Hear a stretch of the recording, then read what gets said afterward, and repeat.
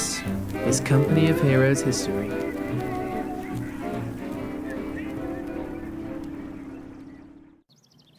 Hello and welcome to episode 18 of Company of Heroes History. Today we're looking at the final one in the mini-series I started in the previous patch, which is looking at how the meta evolved in patches 1.5 and 1.6 of the game. We're now into patch 1.6, and this today I believe is a good example of Golradaer's counter to the Blitz Vet strategy that was developed or perfected perhaps by Aniketos. So we do have a game with Golradaer showcasing his strategy himself. He's here in the north of Angerville, and his opponent today is Bentguru, playing as the Wehrmacht in the south. Now, I'm going to watch this mainly from Golradaer's perspective, like I did before, to showcase the strategy as much as possible. I might switch back and forth a little, but it will be predominantly from Golradaer's perspective that we watch this game. Now, the counter to Blitz veterancy strategy is actually quite an interesting one. The strategy guide itself offers quite a lot of flexibility. It isn't one of those things where there's a very particular build order that you had to use, and that would be your way of countering the opponent's strategy. Rather, what Golradaer did is he identified a couple of interesting dynamics and power spikes that in the Blitz veterancy strategy that you could then exploit as an American player. One of them is the fact that Blitz veterancy doesn't require much teching at the start, so fast teching to a motor pool or tank depot on behalf of the Americans was kind of liable to get you in a bit of trouble, that you would lose some map control in the meantime, and that would allow the Wehrmacht player to get himself enough munitions and map control, particularly map control, and munitions to be able to upgrade his stormtroopers and use the other abilities to force you off the map. The other part of it is how does the anti-tank capabilities of the two factions interact with each other? Of course, with Blitz Vet, you're relying purely on Panzerschrecks, or predominantly on Panzerschrecks, to cover your anti-tank capabilities as the Wehrmacht player. So, as the American, you can take advantage of that by getting out some decent vehicles before that time, before such time that the Tiger will come out, or if you are strong enough in the early game and are able to get enough map control on the field, you can prevent the Wehrmacht player. Oof, very early damage to engine there on that Jeep. I think if you've been a little bit more aggressive there, you might have been able to take that out, but probably not actually with the rifle in green cover. Oh, he does seem to move it. No, moves back. Wise move, I think. Yeah, if you're able to deny munitions of the Wehrmacht opponent, so they can't get those Panzerschrecks, it will severely limit their anti-tank capabilities well into the mid-game. Alternatively, the first tank that's likely to come onto the field for the Wehrmacht is the Stu at 5 CPs. So you have that 5 CPs. You have time to get up until 5 CPs. Oh, managed to take out the bike there. Lovely bit of work from Golradaer, focus firing that. Now the Jeep feeling confident to move back in and do a bit more damage on these folks. Nicely done, but the MG will put pay to that. Yeah, so there's some interesting dynamics with AT. You have 5 CPs essentially to get some AT on the field as the Americans, whereas the Wehrmacht needs to get some anti-tank a little bit earlier, and it is heavily reliant on munitions for that. So what Golradaer suggested is that you, rather than taking to a quick vehicle, you invest more heavily in tier 1, whether that's getting perhaps bars and grenades on your rifleman, as well as the Jeep in the game, or whether it's adding the weapon support center to bolster your tier 1 army, particularly for snipers and MGs, to take out the MGs of the Wehrmacht players. I think those two sort of main build orders that he suggested are sort of worthwhile using with this. One of them was the long tier 1 into a tank depot and getting the Crocodile out. The other one, and I think this is one we'll see today, which I think Golradaer stated as the most consistently strong one, is to go for an extended tier 1, extended tier 1 with rifleman upgrades into the motor pool that we know Golradaer from our last game was very adept at using.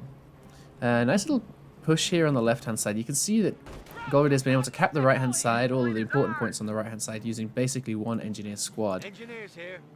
And now he's using all of his aggressive units on the left, including this Jeep to spot, to push out on this left-hand side. Looks like he has enough fuel now in the bank. Could get himself bars on the field. I'm not sure whether he will choose bars in this game, but it's certainly an option. Looks like he's kind of holding off on his aggression here. He's gone for another rifleman squad, so I think that's interesting. He's gone for the 5th tier 1 unit, so he's obviously extending in that way, but hasn't yet decided to get an upgrade on his rifleman. Oh, this Jeep's in a bit of trouble now. Oh, he's really in the middle of harm's way. It has presented an opportunity for these riflemen to flank, but without grenades or bars or something, I think they're not going to necessarily be able to take full advantage of this, particularly with the second MG coming up, as well as these other Volk squads. Oh, they have done a lot of damage to this MG. It's going to have to set up quickly unless that squad goes down. He's got to be careful. Sounds like the Jeep did go down in the north, but I'm looking here. This rifleman squad is in a lot of trouble. Squad goes down. Squad wipe there from Bentguru. I think this was a very poor engagement from Golradaer. Just imagine if instead of this, going for this 4th rifleman squad that we can now see is just dawdling onto the field, if he'd gone for grenades there, he could really have done an absolute, perhaps some game-ending damage there. Lost his Jeep, lost a rifleman squad, and he's now down to just 3 rifles and 2 engineers. It'll be interesting to see now, having lost those squads, whether he adapts slightly, although he was able to take out... He's taken out the bike already and has now taken out a pioneer squad and forced a lot of reinforcements, so it's not that he's game-endingly behind. I think he's just in a pretty weak position here. So it looks like he's actually teching. This is an interesting adaptation then on the build by going for this tech early. He hasn't got a hasn't gone for a plus an observation post on this plus 16 fuel point. So it's not that he's going to be taking straight to the crocodile. I wouldn't think. He's a long way away from that in terms of fuel. Maybe he's adapting here, recognizing that he's fallen behind in the tier 1 battle. And he's going to try and get that quad out first. He's got an enormous amount of munitions and has managed to restrict the munitions income of the Wehrmacht. They haven't been able to get this plus 16 hit. That's another squad. Might go down if he's not careful. Pin now has to get out. Does manage to sneak out of there, I suppose. Yeah, does get away. And he's able to keep this plus 16 munitions on the left-hand side online, which is good. I've just realized something here. That in patch 1.6... they re-implemented the fog of war. Fantastic. So we can now watch from both sides.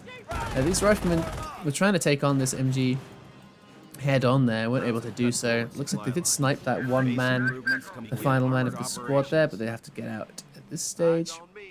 Golradaer is now in a situation where if Bentguru does the right thing here, yep, and pushes across to this cutoff, he could completely, he's got basically no force on the field at all apart from these 2 engineers, which haven't even yet been upgraded with flamers, so they aren't that much of a fighting force to take on these Volksgrenadier squads, particularly with the MG support now coming across. I think Bentguru will be very happy with this early game, despite losing his bike early. He's now in a position where, about as good a position as you could hope against Golradaer. Golradaer still with no rifleman upgrades is now only just being able to invest in an M8 first. Interesting. A little bit more survivable perhaps in the quad, but certainly not as much damage. Look on the other side. It doesn't look... I haven't seen any... Is that a Stormtrooper squad? So we do have the first Stormtrooper squad on the field for Bentguru. Is he capping with that right now? Let's just switch over very quickly and see what's going on here. Ah, there they are. Yeah, they're all kind of hiding in the point. They haven't yet been upgraded with Panzerschrecks. It looks like he does have plenty of munitions income to get his first couple of Panzerschrecks on the field. Although Golradaer says that until there's, 2, 3 Panzerschrecks on the field, you can be relatively confident to push around with these light vehicles from the American side. Panzerschreck upgrades is now coming in. Looks like only 1 has been upgraded. Maybe a second now. Could be on the second squad coming out. Yep, that's right. So Bentguru should be pretty well prepared to take these on, or at least zone them out relatively soon, although, of course, we know that you can't rely... Oh! There's an M8 mine gone down there. And it's been revealed. I don't know what's revealed that, to be honest. That's very odd. I wonder why. Whether that was because it was planted right next to the house that it has been revealed here, but I'm not sure about that. Huh, how interesting. That looks like a bug to me, but there may be someone who knows more about the mechanics of the game might be able to explain to me exactly why that is. It's still revealed, so that's extremely strange. Anyway, interesting little tidbit there off the side. Bentguru has moved up this MG slightly and looks like it might catch out this rifleman squad. In fact, it does. Here we go now. Golradaer has done what is perhaps the most important part of their strategy, particularly if you're going for the motor pool heavy build, and that is to get on the left-hand side of Armor Company and get out that Pershing, which comes in at only 7 CPs in this strategy. Comes up very, very early indeed. And if you're able to get that out in a stage before the Wehrmacht player has any real anti-tank beyond the... Look at this little dance around the house here. He knows where the Stormtrooper squad is and he's just dancing. He's got to be careful not to be on top of that mine though. Oh, does manage to get out of there. Avoids the Panzer strike again. He's lost map control, but he's now in a situation where he can just micro his heart out with these light vehicles and be very manpower efficient. I think that's the kind of vibe here for him. He's now completely out of munitions though, so he has to be a little bit careful. Panzer strikes finally get in the house and avoid this and stop this circle strafing thing. The MG is not firing at all because it's been sort of confused by the M8 going around in circles, I think. Has to be a little bit careful here. Looks like the M8 has been sort of ambushed here by the second Panzer strike squad. It does go down. Another fantastic move there from Bentguru. You know, those light vehicles can really cause all sorts of trouble, so to do that just before the quad upgrade comes in could stand him in really good stead. The MG did go down there, wasn't able to retreat, but throughout this period of Golradaer being sort of pinned in his base, Bentguru has been able to recap basically the entire map and is now in a position where he has a great deal of fuel and munitions income, which should set him up pretty well into the mid-game, although Golradaer has now got himself back up to this pretty standard 4 rifleman squads and a quad.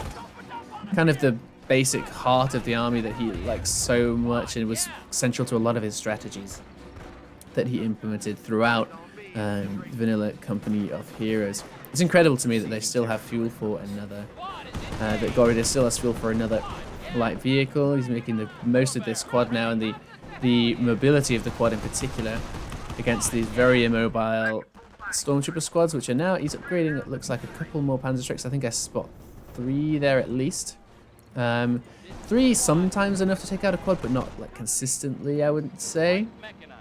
You kind of want to have 4, 4 in one volley to be really pretty confident about taking it out, although of course Panzer strike's accuracy is not always perfect. And the M8 pushing out on the right hand side. The trouble is he doesn't have enough munitions to get even the skirts upgrade on this, and he's also seeing his victory points tick down pretty quickly, so he's going to have to get some map control pretty soon, or at least get himself in a position. Ooh, running across like the negative cover there, that's not ideal, or at least get himself a little bit more of an XP income, because he's going to need the CPs to get that Pershing in relatively soon, or as soon as possible.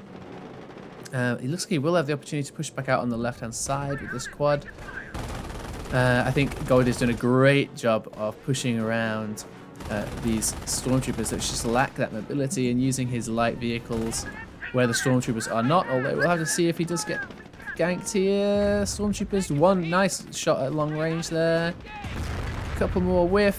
That's very lucky not to have got a damaged engine or something there. These Volkswagens, I would like if they would move across here and try and cut off the retreat around this side of the hedgerow. Needs to send 1 each way, needs to send 1 each way. Does a great job there, well done. Will be able to stick it out. Panzer strikes.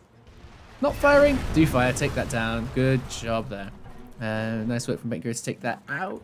Meanwhile, I did lose this MG on the left-hand side. I think the quad was able to push that out, and the quad now getting very aggressive.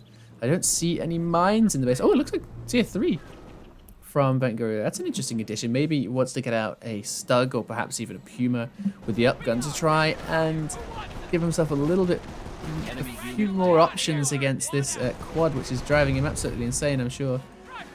Panzer Faust goes in on this quad to try and zone it out and make sure this swim armor gets up, but it doesn't, and he does in fact delete it. cancels that, and now you can see that in this last couple of engagements, Golradaer has been able to get himself another CP in the bank, and he's one step closer to getting his Pershing out. A couple of another Stormtrooper squad here hasn't yet been able to get its Panzerschreck upgrade. Looks like that's still coming in, and so as a result, the Pershing will dive out of there safely. We still don't have the kill count on here, which I'm very disappointed about. I love the kill count, and that's one of the things I'm most looking forward to, is to really get a grasp on the hero units of the different players. In the minute I'm having to sort of guess it based on their veterancy. I mean, it's nice to see veterancy 1 on this guy, and we still have the beautiful chevrons. Looks like they lasted probably right the way until the end of Vanilla Company of Heroes by the looks of things, as opposed to the blobs that we have today. They're a little bit less characterful, I think.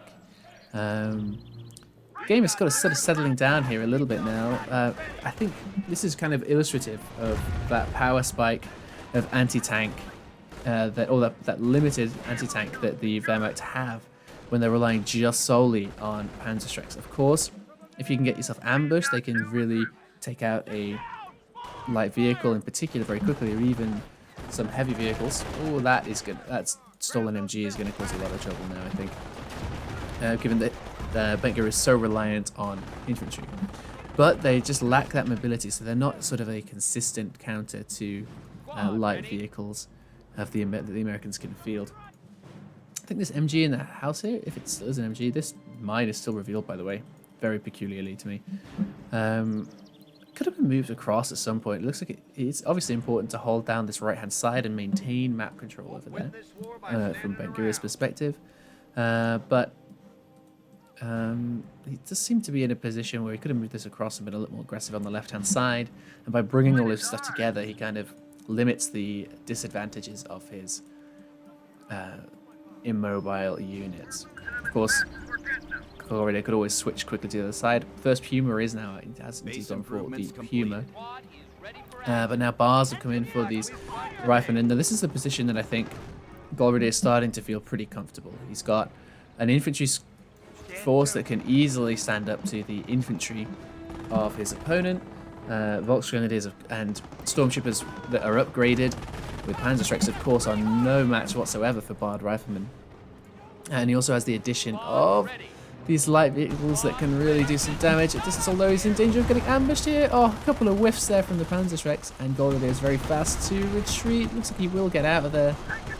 Just about sneaks his way out. In the meantime, he did lose an engineer on the left-hand side, but he's kept alive the most important unit, and has affected a pretty solid cut-off here, using 4 rifleman squads to push over onto the right-hand side, stop the income of Bentguru, and put himself in a pretty good position. He's also got sticky bombs now in the back, so he can sort of slow down the advance of this Puma using his sticky bombs and just sort of zoning them out. Has lost this MG on that side, but not a massive difference issue at this stage, I would think.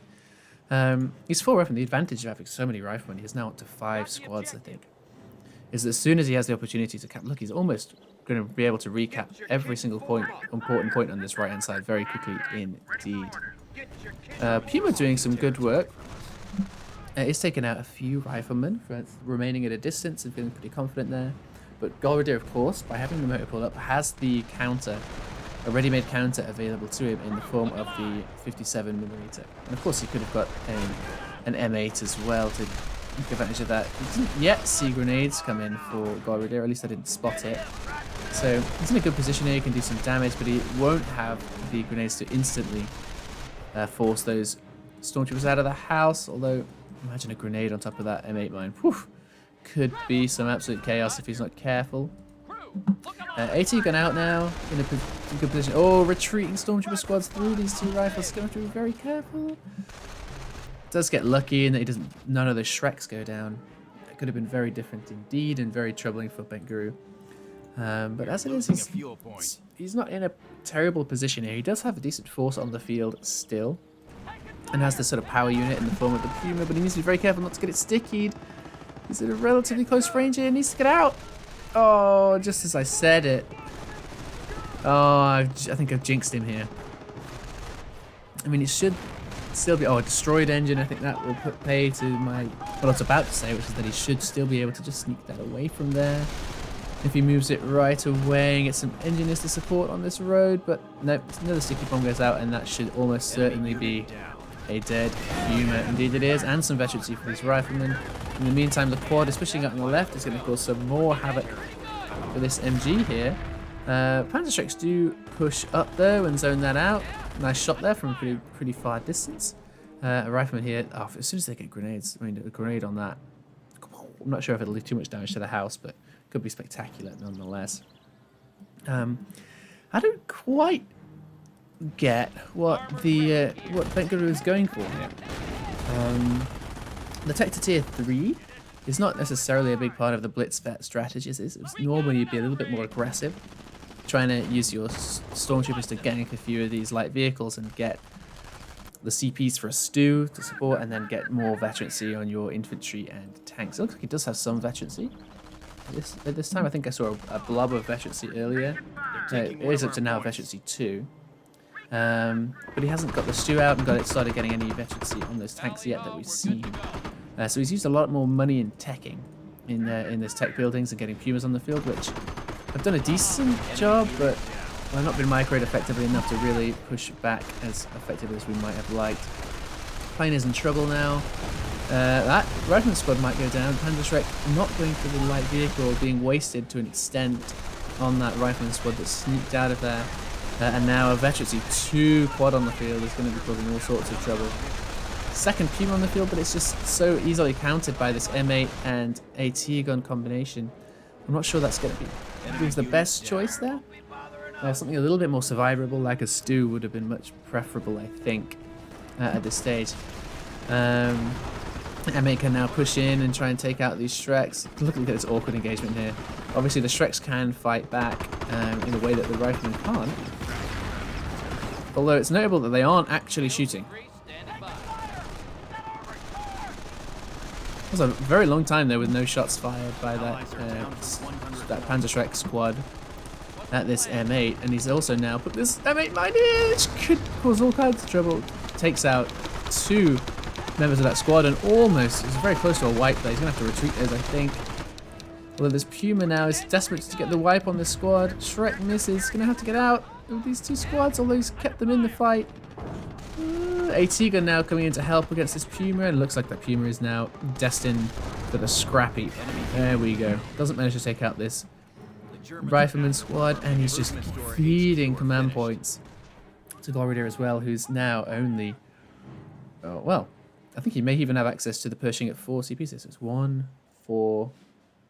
What's the first thing on the left? Rapid deployment.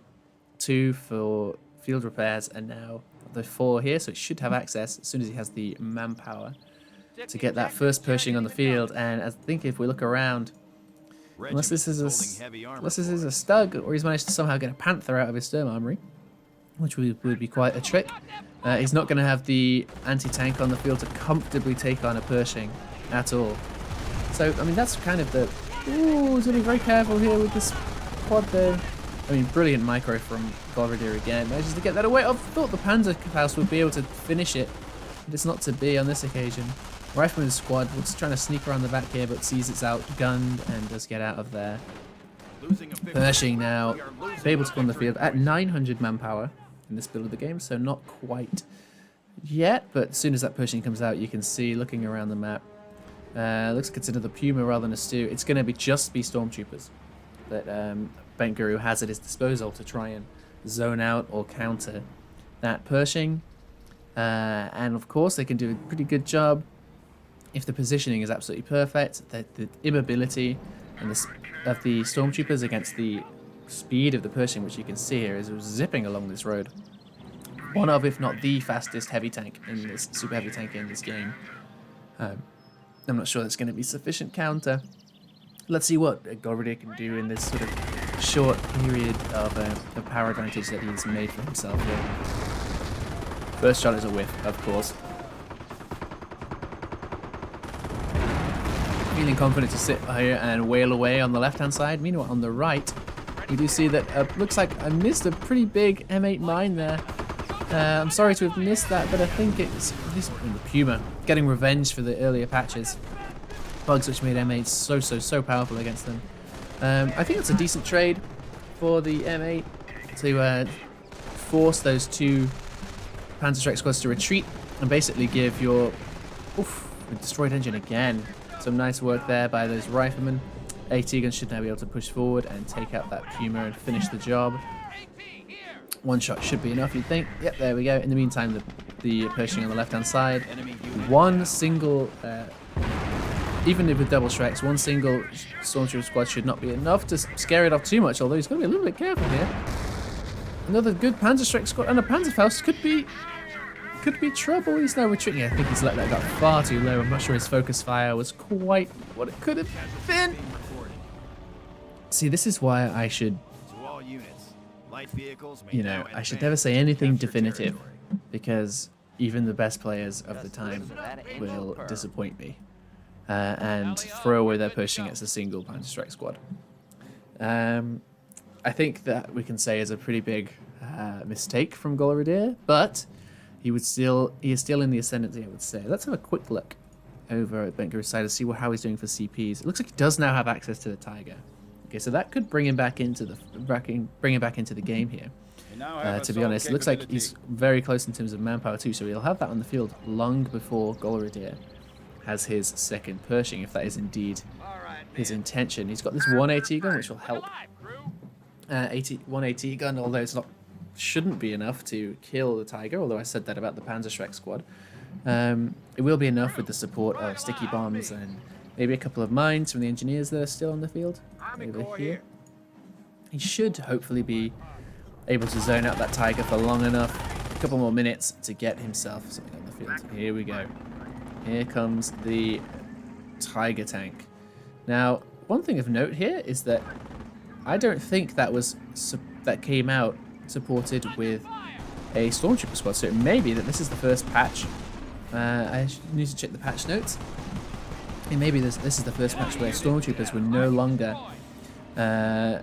came out as an addition to the. Look at that damage, enormous damage there.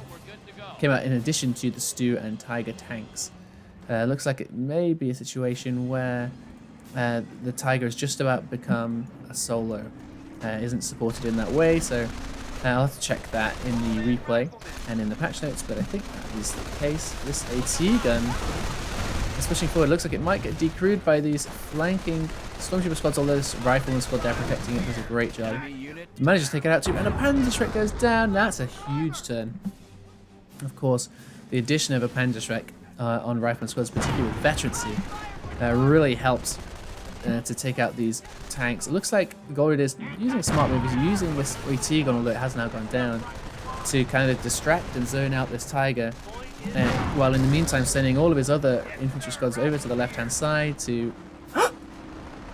Another sticky bomb does no engine damage. That is really a ridiculous thing. Of course, the next Panzerschreck squad does the trick anyway, but it's something that always drives me absolutely insane.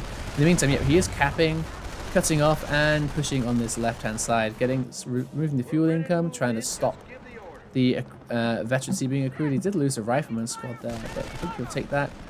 Another Rifleman squad. This Rifleman squad with a Panzerschreck. Another couple of Shreks could be enough to take out this Tiger. Bentguru is going to be really careful. Oh, a misfire there. Perhaps caused by the attempt to throw a sticky bomb. He's now trying to sneak away, and now they're doing this very awkward animation they do with the sticky bomb where they kind of walk and don't fire and walk and don't throw. In the meantime, the left-hand side, he is now pushing off with these lots of squads there. Sticky bomb goes in. If that goes down, oh, it's a destroyed engine, so it looks like it will go down shortly. The next shot. Oh! But that little teeny tiny machine gun on there is able to take out the squad and remove their Panzerschreck. So it looks like it may live to fight another day, although with a destroyed engine and the manpower for another Pershing in the bank for Golradaer. Not to mention this other flanking Rifleman squad here. They aren't going to be able to get the Panzerschreck by the looks of things. But they should be able to throw a sticky bomb over this hedge and put an end to this Tiger. And that is unless they want the Pershing to get it and get the veterancy on them. Oh, looks like a assault grenade's ability has been used here by these Volks Grenadiers, but they are bugging out massively rather than actually throwing them. There looks like it will have to be a sticky bomb in the end. Another destroyed engine though. There we go. Casualty 1 on the Pershing. Quad now in the base, taking out the retreated squads, and I think Golradaer is now in the position where he can be pretty confident that this game is in the bag. So, thinking back on this replay, I can't really see a way back into this for Bentguru at this stage when he just has 1 Volk squad and 2 Pioneers on the field, I would say.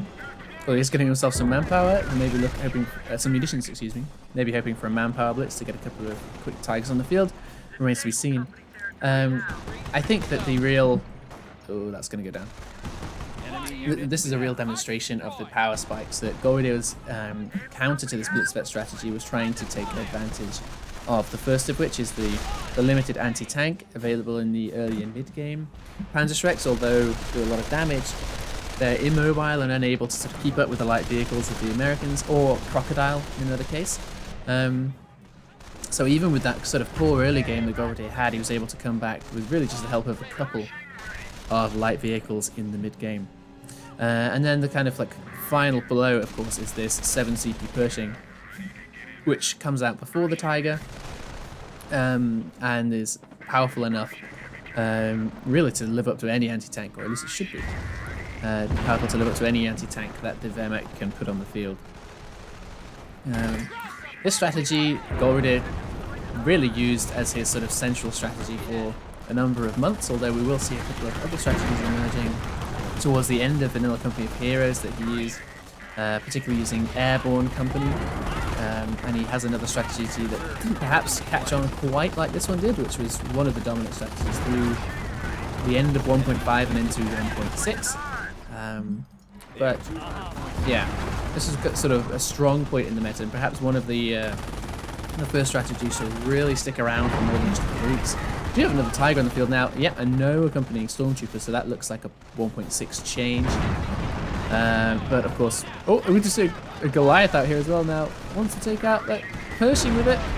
Does a decent amount of damage, but isn't able to get that rear hit that might have helped even more. I think Bentguru is just having a bit of fun now, winding down the minutes until he is eliminated. Second Pershing on the field now, rushing down the central road. One of the great advantages, actually, of Angerville, as if you want to base rush on Angerville, this central road means that armor can get from one side to the other almost instantly. Look at these riflemen all putting themselves in harm's way here. That's what you get that final sticky off on the Tiger. They do. And now I think there is very little hope for this Tiger. The 2 Pershings coming in now, 1 up to Veteran C2.